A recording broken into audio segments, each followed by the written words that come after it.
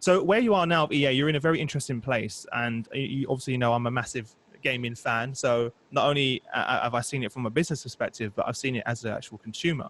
The fact that gaming is now a spectator sport is if I said that to someone 10 years ago, they would have said that was crazy. Or things like Twitch TV, etc. Right, as well, and it's massively transformed. And even the subscription platform, like you mentioned, that I subscribe to multiple gaming services now, and I don't even remember last time I picked up a physical game.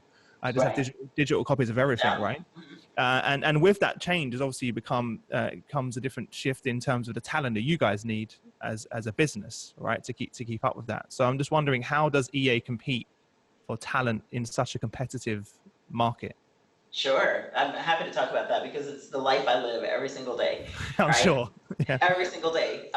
My complete focus is how we attract, engage, motivate, retain the talent we need to power the business. And this journey started a long time ago as I think back to when I first joined EA in 2008, there was this massive transformation that was happening around digital, right? People no longer buying physical copies of games, but being able to download them digitally. The experiences were extending beyond the disc in a box to additional content that was being developed by the developers so that people could continue to be immersed in the games that they love. We had the rise of mobile gaming due to the computing power of mobile phones. And the shift in the industry started kind of at that time where, from a talent perspective, you look at who we compete with. At that time, we were still competing primarily with other game companies. Today, we compete with every next generation technology and entertainment company for talent. And here we are in the San Francisco Bay Area, where down the street you have Facebook and Google and Apple. Yeah. Up the street in San Francisco, you've got Airbnb and Uber. We're competing with every single one of those companies, and a little bit more north, Amazon. And at the end of the day, we're in a fight for talent. And the cliched war for talent that people talked about circa 10 years ago, it's still going on.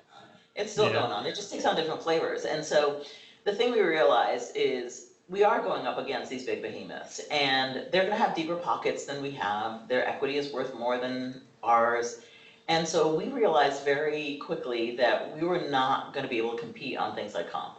And as a result, we really stepped back and asked ourselves, what's unique about Electronic Arts? How are we different? And so what we do is we ensure we're on the playing field from a compensation perspective, but once you solve for some of the basics, the other things become really important. And so we recognize very clearly that the way we're going to compete is on the experience of working here. And those things that I mentioned earlier about what people want at their core, like they want to be connected to a company whose mission aligns with who they are. They want to be surrounded by amazing people. They want to do meaningful work. They want to feel like they have opportunities to learn and grow and be led by someone amazing, right? And their manager. And so we've stepped back and we've focused on those things. And our value proposition takes that stuff into account. So we think about the journey people go through while they're at EA. There's a phase where you're joining. There's a phase where you onboard to get to contribution. There's a phase where you're growing, meaning developing different skills and having different experiences. And we also recognize that there's a phase where you depart and likely will consider coming back to EA at some point in the future. We have a high return rate, and I think that says something. And so when we go head to head against a Google, for example, okay, it's Google, I get it. But here, you make fun. We like to think about, we like to use an expression, our work is play, and it really is, right?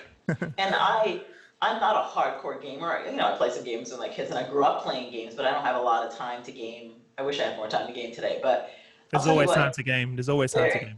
I know, I play a lot of casual games, and I play games with my kids. I would be mercilessly beaten in Battlefield. Let me just put it there. But the way we compete is really focusing on all those elements of the employee journey. So we deliver a phenomenal candidate experience. So when people come visit with us and explore EA, we make sure that they feel the essence of who we are, right? The environments are vibrant and rich and inspired by the artwork of our games. There are consoles everywhere that people can play, and we encourage people to play. When we go through onboarding, we think about how we connect people to our values, who we are, and what we're trying to accomplish. And everybody, like in our onboarding programs, we go through simple things like talking about the different players we have and what their different motivations are, and getting people to self-explore. How do you play? What do you like to play and why? Are you a competitive achiever? Are you more of a storyteller? there's 2.5 billion people in the world identify themselves as playing games, right? And we all play for different reasons. Some of us play for social good and supporting others. Others just love the fierce competition. And it's all really good. And so we start by connecting people into our values and who we are. And then the process of growing, some of the things that we're leaning into is real movement and diversity of experiences. We have the most diverse portfolio of any interactive entertainment company, right?